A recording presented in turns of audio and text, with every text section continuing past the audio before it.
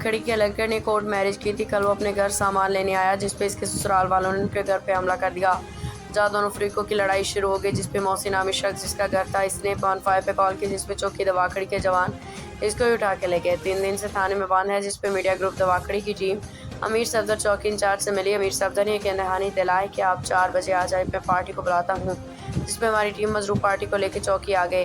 मुसलसल इंतजार के बाद चौकी इंचार्ज से पूछा तो जनाब ने कहा कि दूसरी पार्टी आ रही है, वेट करने को। चौकी से चला गया। रात 11 बजे वापसी हुई तो ये कह दिया कि आप भी मेडिकल करवाएं। इतनी बात ले के लिए सारी रात मीडिया टीम औरतों को जलील किया। मजीद जानते हैं उनकी जुबानी।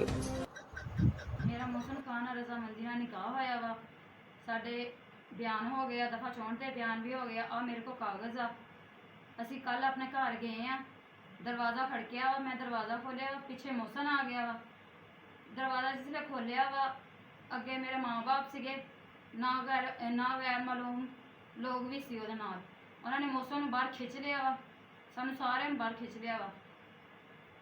ਉਹਨਾਂ ਨੇ ਖਿੱਚ ਕੇ ਸਾਨੂੰ ਮਾਰਨਾ ਕੁੱਟਣਾ ਸ਼ੁਰੂ ਕਰਤਾ ਵਾ। ਡੰਡੇ ਕੁਲਾੜੀਆਂ ਲੈ ਕੇ ਆਏ ਸੀ। ਮੇਰੇ ਨਨਾਣ ਨੂੰ ਵੀ ਉਹਨਾਂ ਨੇ ਬਹੁਤ ਕੁੱਟਿਆ ਵਾ ਡੰਡੇ ਕੁਲਾੜੀਆਂ ਨਾਲ। ਉਹਦੇ ਮੋਰ ਦੇ ਉੱਪਰ ਉਹਦੇ ਹੱਥ ਦੀ ਹੱਡੀ ਤੜਕਾਤੀ ਆ। ਮੇਰੇ ਦੇਰ ਨੂੰ ਉਹਨਾਂ ਨੇ ਇੰਨਾ ਕੁੱਟਿਆ ਵਾ, ਥੱਪੜਾਂ ਨਾਲ ਬਹੁਤ ਜ਼ਿਆਦਾ ਮਾਰਿਆ, ਡੰਡੇ ਕੁਲਾੜੀਆਂ ਨਾਲ ਬਹੁਤ ਜ਼ਿਆਦਾ ਸਾਡੇ ਉੱਤੇ ਜ਼ੁਲਮ ਕੀਤਾ ਉਹਨਾਂ ਨੇ। ਮੇਰੇ ਬੰਦੇ ਨੇ 15 ਤੇ ਕਾਲ ਕੀਤੀ ਆ, ਪੁਲਿਸ ਆਈ ਆ। ਪੁਲਿਸ ਸਾਡੀ ਮਦਦ ਕਰਨ ਦੇ ਬਜਾਏ ਮੋਹਸਨ ਨੂੰ ਚੱਕ ਕੇ ਲੈ ਗਈ ਆ। 2 ਦਿਨ ਹੋ ਚੱਲੇ ਆ, ਉਹ ਉੱਥੇ ਜੇਲ੍ਹ ਦੇ ਵਿੱਚ ਆ। ਪੁਲਿਸ ਵੀ ਸਾਡਾ ਸਾਥ ਨਹੀਂ ਦੇਣ ਡਈ ਹੈਗੀ। ਕੋਈ ਸਾਡੇ ਮੇਰੇ ਬੰਦੇ ਨੂੰ ਚੱਕ ਕੇ ਲੈ ਗਏ ਆ। ਸਾਨੂੰ ਤਹੱਫਜ਼ ਚਾਹੀਦਾ ਵਾ, ਮੇਰੀ ਜਾਨ ਨੂੰ ਵੀ ਖਤਰਾ ਵਾ। ਜਿਨ੍ਹਾਂ ਨੇ ਹਮਲਾ ਕੀਤਾ ਉਹਨਾਂ ਦਾ ਨਾਮ ਲਿੱਲੂ, ਕਾਲੂ, ਸ਼ਾਰਾ, ਨਿੱਕੀ, ਮਨਵਰ, ਸਾਬਰ, ਮੇਰੇ ਭੈਣ ਭਰਾ ਇਹਨਾਂ ਸਾਰਿਆਂ ਨੇ ਹਮਲਾ ਕੀਤਾ। 281 ਜਿੰਮੇ ਦਵਾਖੜੀ ਸਾਡੀ ਰਹਾਇਸ਼ ਆ। ਨਿੱਕੀ ਗਲੀ ਦੇ ਵਿੱਚ ਸਾਡਾ ਘਰ ਆ। ਮੇਰਾ ਭਰਾ ਘਰੋਂ ਬਾਹਰ ਨਿਕਲਿਆ, ਉਹਨਾਂ ਨੇ ਆਣ ਕੇ ਮੇਰੇ ਭਰਾ ਨੂੰ ਸ਼ੁਰੂ ਕਰਤਾ ਮਾਰਨਾ। ਉਸ ਤੋਂ ਬਾਅਦ ਮੈਂ ਦਰਵਾਜ਼ਾ ਖੋਲ੍ਹਿਆ ਕਿ ਵੇਖਣ ਵਾਸਤੇ ਕਿ ਮੇਰੇ ਭਰਾ ਨੂੰ ਕੌਣ ਮਾਰਨ ਡਿਆ। ਮੇਰਾ ਭਰਾ ਕਹਿਣ ਡਿਆ ਸੀ ਮੈਨੂੰ ਬਚਾਓ, ਮੈਨੂੰ ਬਚਾਓ। ਜਦੋਂ ਮੈਂ ਉਹਨੂੰ ਦੇਖਣ ਗਈ ਤਾਂ ਚਾਚੂ ਉਹਨਾਂ ਨੇ ਮੈਨੂੰ ਵੀ ਫੜ ਲਿਆ। ਚਾਚੂ ਉਹਨਾਂ ਨੇ ਮਾਰਿਆ, ਮੇਰੀ ਆਹ ਹੰਸ ਦੀ ਹੱਡੀ ਵੀ ਤੋੜਤੀ। ਚਾਚੂ ਸਾਡੀ ਮਦਦ ਲਈ ਕੋਈ ਵੀ ਨਹੀਂ ਖੜਾ ਹੁੰਦਾ। ਬੇਨਜਾਇਜ਼ ਮੇਰੇ ਭਰਾ ਨੂੰ ਫੜ ਕੇ ਲੈ ਗਿਆ। ਅਸੀਂ 15 ਤੇ ਕਾਲ ਵੀ ਕੀਤੀ, ਸਾਡੀ ਮਦਦ ਲਈ ਕੋਈ ਵੀ ਨਹੀਂ ਆਉਂਦਾ ਹੈਗਾ।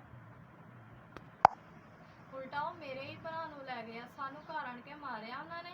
ਉਹਨਾਂ ਦਾ ਨਾਮ ਲਿੱਲੂ, ਸ਼ਾਰਾ, ਚੋਮਾ ਤੇ ਸਾਬ, ਇਹਨਾਂ ਨੇ ਮਾਰਿਆ। ਮੈਂ ਯਤੀਮ ਬੱਚੀ ਆ। ਜੇ ਸਾਡੇ ਕੋਲ ਪੈਸੇ ਹੁੰਦੇ ਤੇ ਅਸੀਂ ਆਪਣਾ ਭਰਾ ਛਡਾ ਲੈਂਦੇ।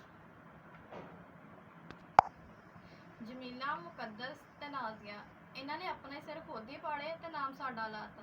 ਅਸੀਂ ਗਰੀਬ ਬੰਦੇ, ਅਸੀਂ ਕੀ ਕਰੀਏ। ਅਸੀਂ ਇਹਨਾਂ ਦੀਆਂ ਨਹੀਂ ਸਨ। ਇਹਨਾਂ ਨੇ ਪੁਲਿਸ ਵਾਲਿਆਂ ਨੂੰ ਪੈਸਾ ਦਿੱਤਾ, ਉਲਟਾ ਉਹ ਪੁਲਿਸ ਉਹਨਾਂ ਦੇ ਨਾਲ ਦੀ ਹੋ ਗਈ। ਸਾਡੀ ਕੋਈ ਵੀ ਮਦਦ नहीं करन दिया हैगा। अच्छा, जो आपका भाई पुलिस ने उठाया वो कहाँ पे? वो लापता वा।